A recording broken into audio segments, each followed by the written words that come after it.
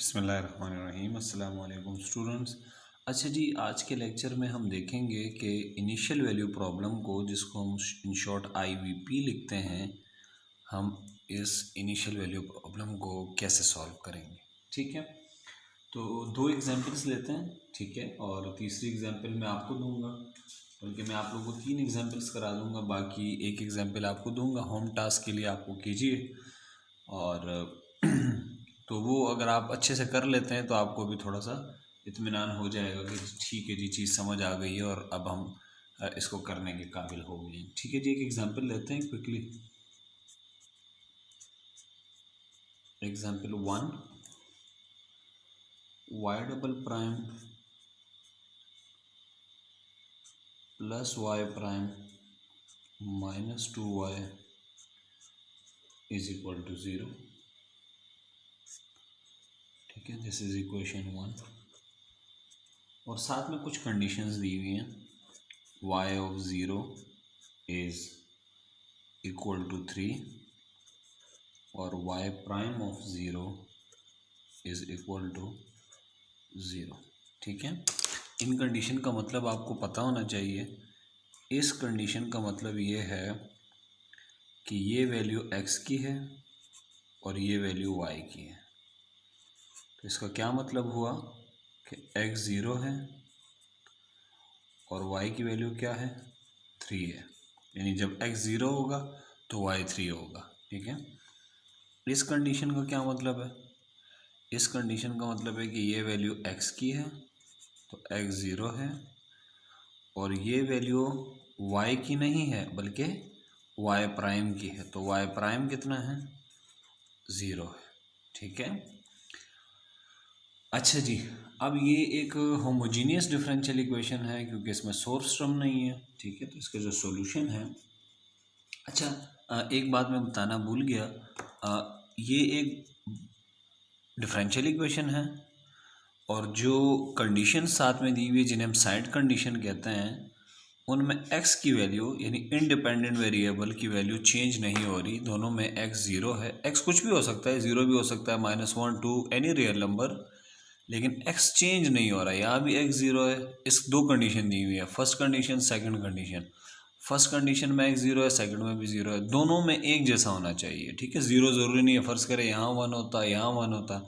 तो चूँकि दोनों कंडीशन में x फिक्स है यानी इंडिपेंडेंट वेरिएबल फिक्स है, तो इंडिपेंडेंट वेरिएबल जो है वो फिक्स्ड है।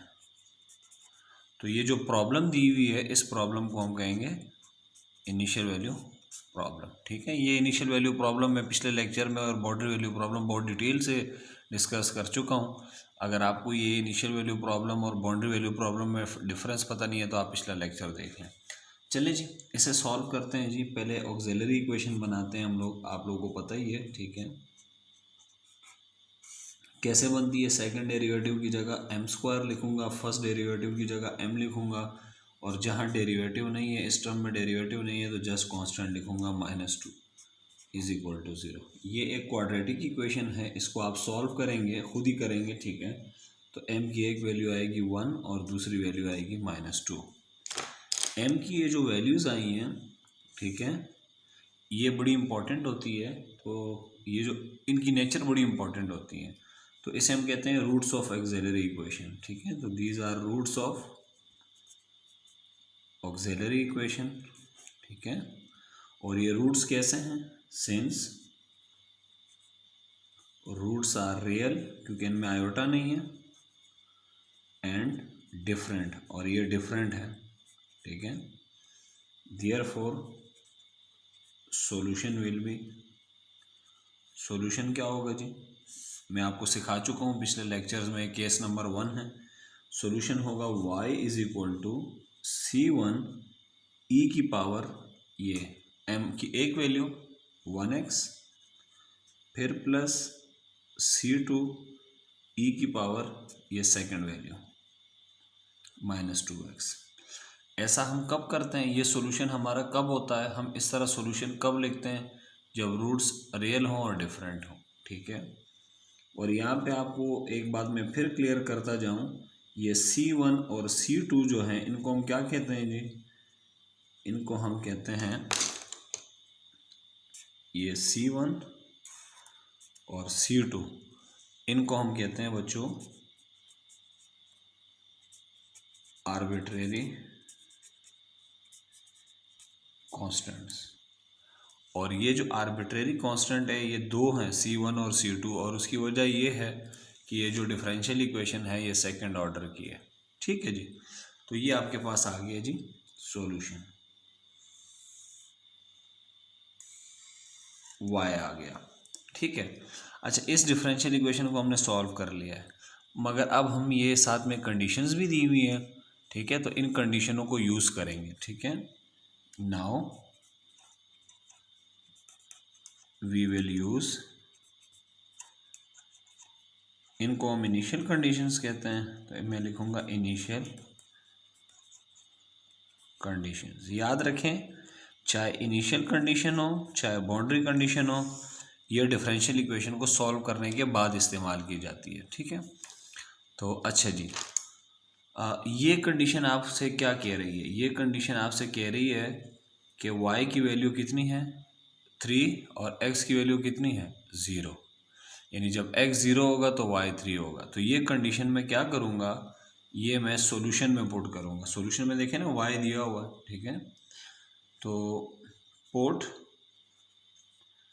x is equal to 0 and y is equal to 3 in, इसको इक्वेशन 2 कह देते हैं, 2 में।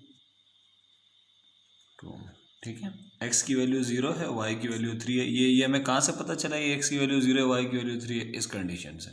ये कंडीशन आपने हमेशा सॉल्यूशन में पुट करना है। ठीक है, तो जी y की जगह मैं पुट करूँगा 3,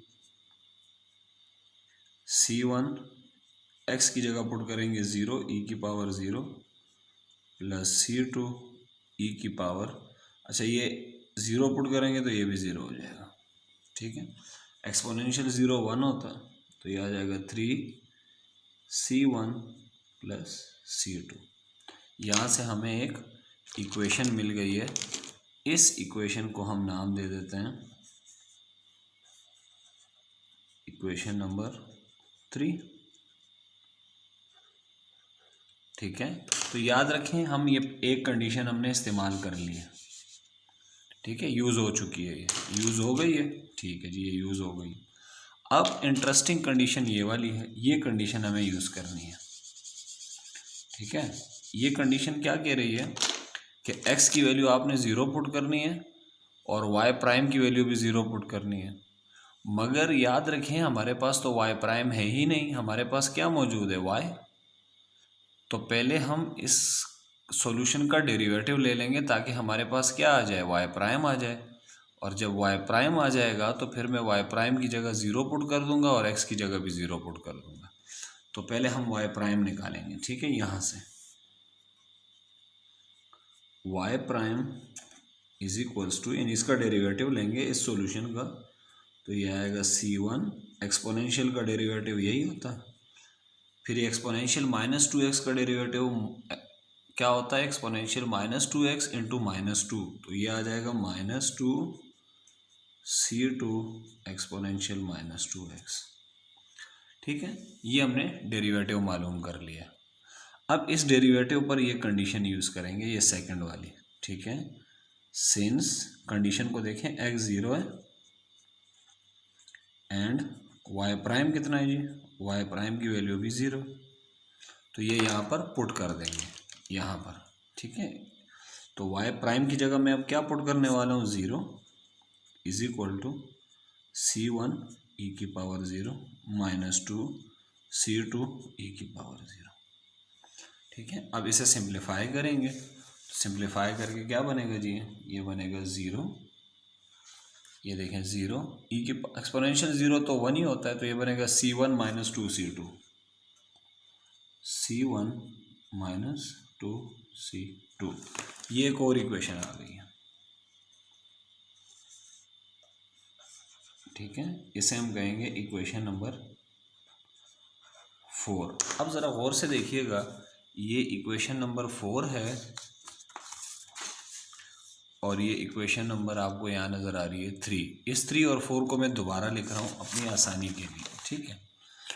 तो 3 इक्वेशन क्या है जी, ये इक्वेशन 3 है, ये 3 है, ठीक है, और ये 4 है। अब सॉरी, अच्छा जी, ये इक्वेशन 3 है और ये इक्वेशन 4 है। अब हम इन दोनों को सॉल्व करेंगे। इन दोनों को सॉल्व कैसे करेंगे जी, सॉल्व ऐसे करेंगे कि यहाँ से C1 की वैल्यू निकाल दें, यहाँ पुट कर दें, या यहाँ से C1 की वैल्यू निकाल दें, यहाँ पुट कर दें। साइमल्टेनियस इक्वेशन है, कैसे भी हल कर सकते हैं आप, ठीक है। तो मैं एक काम करता हूँ, यहाँ से मैं C1 की वैल्यू निकालता हूँ, 2C2 को वहाँ ले जाता हूँ, तो C1 बराबर आ जाएगा 2C2 के, ठीक है। इसको उठा के मैं यहाँ पुट कर देता हूँ और देखते हैं कि क्या बनता है। 3 इज इक्वल टू C1 की जगह पुट करूँगा 2C2 प्लस C2, ये हो जाएगा 2C2 और C2 3C2, 3 इधर आगे डिवाइड करेगा, C2 की वैल्यू आ जाएगी 1। अब C2 की वैल्यू आ गई तो C1 की वैल्यू निकालना बहुत आसान है, आप इसको यहाँ पुट कर दें, ठीक है। तो इसको हमने यहाँ पुट किया था, इस C2 की वैल्यू को मैं यहाँ पुट कर देता हूँ, तो बताएं C1 की वैल्यू क्या आएगी, 2C2, C2 की वैल्यू 1 है, ये 2 आ गया। तो C2 की भी वैल्यू आ गई है और C1 की भी वैल्यू आ गई है, ठीक है।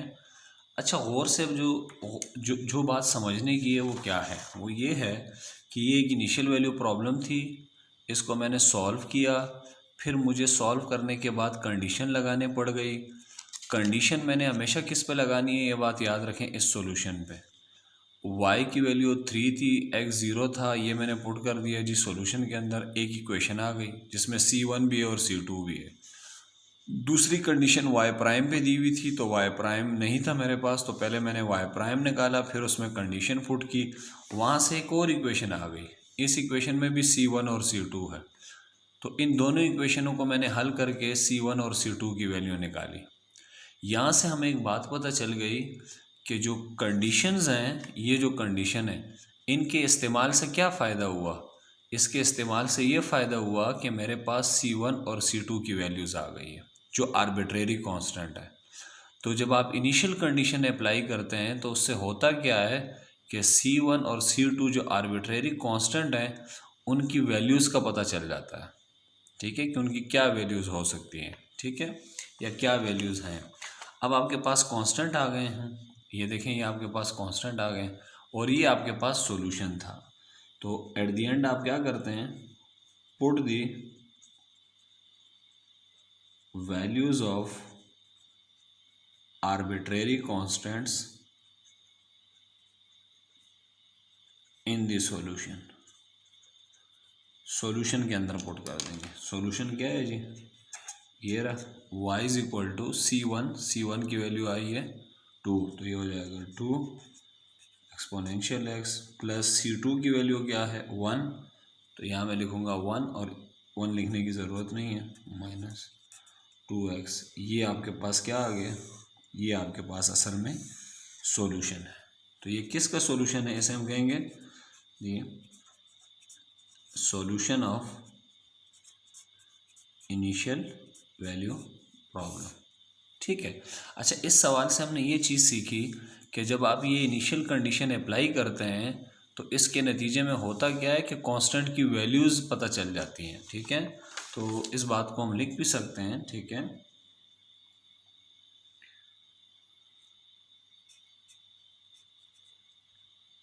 We can determine,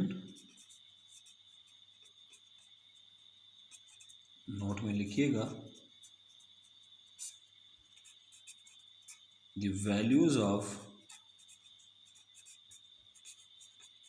arbitrary constant by using the initial conditions। तो इनिशियल कंडीशंस को यूज़ करके हम आर्बिट्रेरी कांस्टेंट की वैल्यूज़ निकाल सकते हैं। ठीक है, एक और क्वेश्चन की तरफ चलते हैं। ठीक है, और एक और क्वेश्चन है, देखिएगा एग्जाम्पल 2। ठीक है, एग्जाम्पल 2 देखिएगा, ये भी इनिशियल वैल्यू प्रॉब्लम है। ठीक है, हम पहले इनिशियल वैल्यू प्रॉब्लम करेंगे, फिर नेक्स्ट वीडियो लेक्चर में इंशाल्लाह हम बाउंड्री वैल्यू प्रॉब्लम देखेंगे।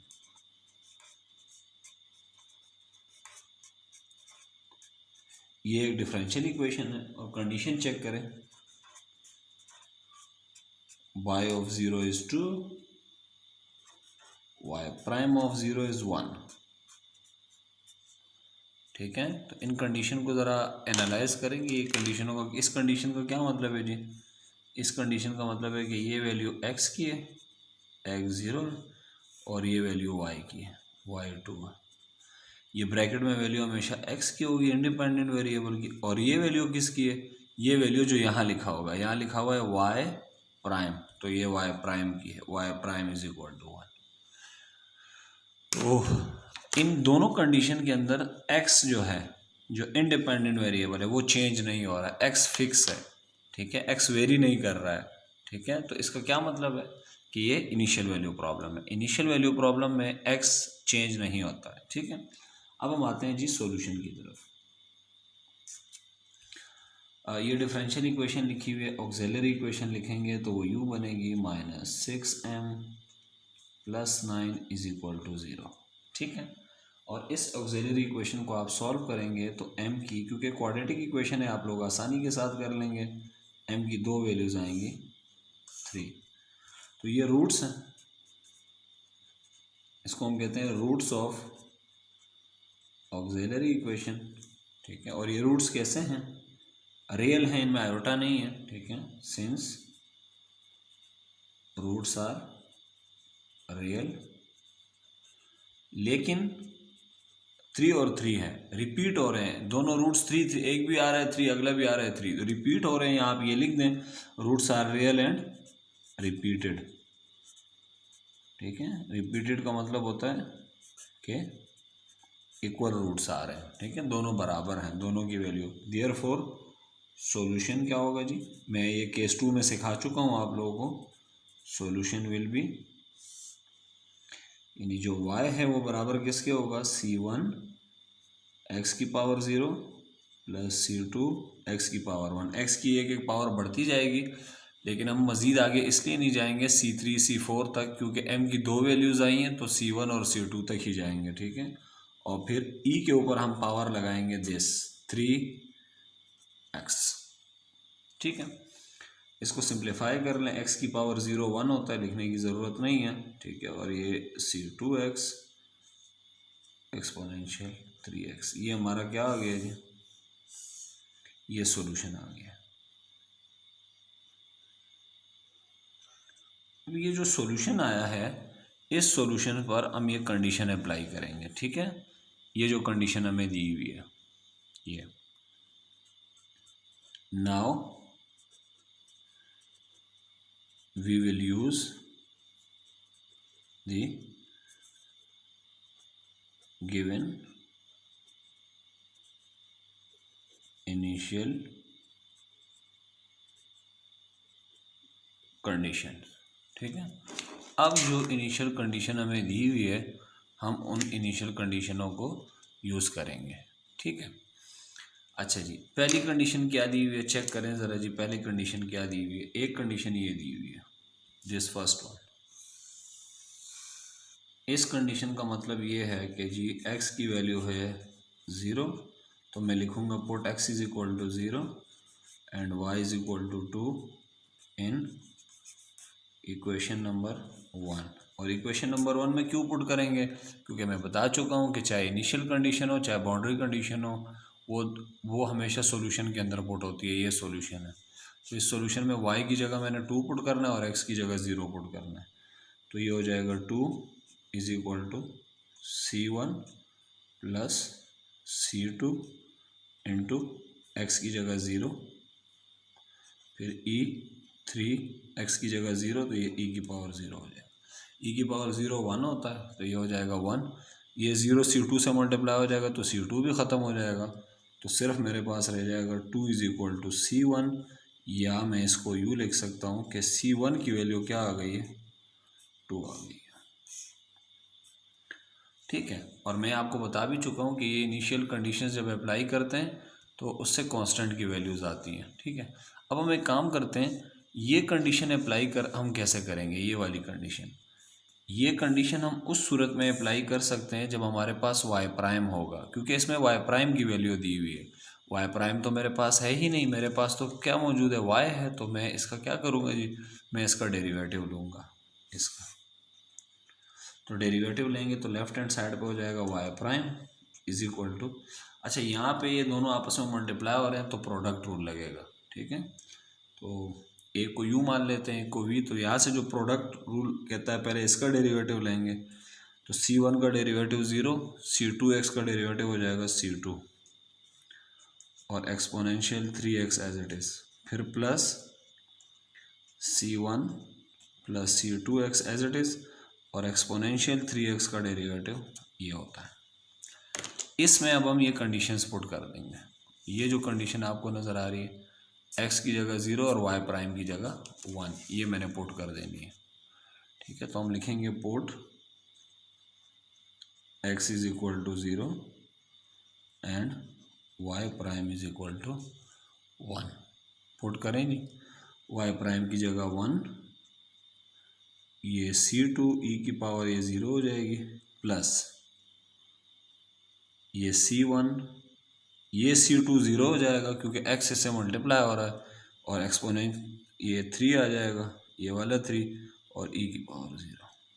ठीक है, अब C1 की वैल्यू तो ऑलरेडी हमें पता है कि 2 है, C1 की वैल्यू हम पुट कर देंगे, 1 इज इक्वल टू ये हो जाएगा C2 प्लस C1 की जगह 2 पुट करूँगा तो 2 × 3 ये हो जाएगा 6 इधर आके माइनस हो जाएगा, तो C2 की वैल्यू आ जाएगी आपके पास 1 - 6, यहाँ से C2 की वैल्यू आ जाएगी 1 - 6 यानी -5, ये -5 आ गया। अब आपने क्या करना है, ये जो C1 और C2 है ये हमेशा सॉल्यूशन में पुट करना है। तो ठीक है, तो आप क्या लिखेंगे, put the values of C1 and C2 in equation 1। Put करें ज़रा, क्या आएगा, y is equal to C1 की जगह हम क्या पुट करेंगे बच्चों, 2, C2 की जगह पुट करेंगे -5, तो ये हो जाएगा -5x, x भी है यहाँ पे, और e की पावर 3x, तो ये आपके पास क्या आ गया, ये हमारा है required solution of initial value problem. तो ये इनिशियल वैल्यू प्रॉब्लम का सॉल्यूशन है। ठीक है स्टूडेंट्स, अच्छा मैं आपको कुछ क्वेश्चंस दे रहा हूँ करने के लिए, ठीक है, और आप लोगों ने ये कुछ क्वेश्चंस हैं, ये आप लोगों ने ट्राई करने हैं। तो एक जो होम टास्क है जी, HT कहते हैं हम इसको, ठीक है, होम टास्क आपके पास ये है कि y" -10y प्राइम और +28y इज इक्वल टू 0 और y of 0 is 1, y prime of 0 is 0। एक ये इक्वेशन हल करनी है। ठीक है, 2 टास्क दे रहा हूँ, और सेकंड टास्क क्या है कि आपने ये हल करना है, y" minus 6y" plus 11y prime minus 6y is equal to 0। अच्छा, ये जो इक्वेशन है ना, ये थर्ड ऑर्डर की है, ये वाली इक्वेशन ना, तो इसको थोड़ा सा यूँ कर लेते हैं, मिक्स मत कर लीजिएगा। ठीक है, ये इक्वेशन थर्ड ऑर्डर की है, लिहाजा 3 कंडीशन दी होगी। तो 3 कंडीशन क्या दी हुई है, y of 0 is 0, y prime of 0 is 0, y" prime of 0 is 0। तो ये 2 क्वेश्चन आप लोग सॉल्व करें। ठीक है, अगर ये आपसे हो गए, कोई कंफ्यूजन नहीं है तो वेल एंड गुड, अगर है तो कमेंट भी कर सकते हैं और मुझे मैसेज भी कर सकते हैं। तब तक के लिए अल्लाह हाफ़िज़ व नासिर।